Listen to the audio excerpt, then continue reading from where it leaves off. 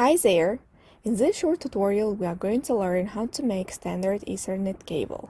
Cut into the plastic sheaths about 1 inch, about 2.5 cm from end of the cut cable. The crimping tool has a razor blade that will do the trick with practice. Unwith and pair the similar colors. Pinch the wires between your fingers and straighten them out as shown. The color order is important to get correct. Use scissors to make a straight cut across the 8 wires to shorten them to half an inch, about 1.3 cm, from the cut sleeve to end of the wires. Carefully push all 8 unstripped colors wires into the connector. Note the position of the blue plastic sleeve. Also note how the wires go all the way to the end. A view from the top. All the wires are all the way in. There are no short wires.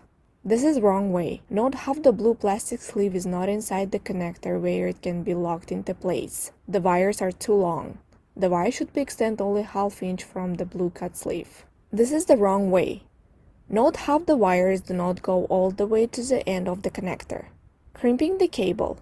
Carefully place the connector into the Ethernet crimper and cinch down on the handles tightly.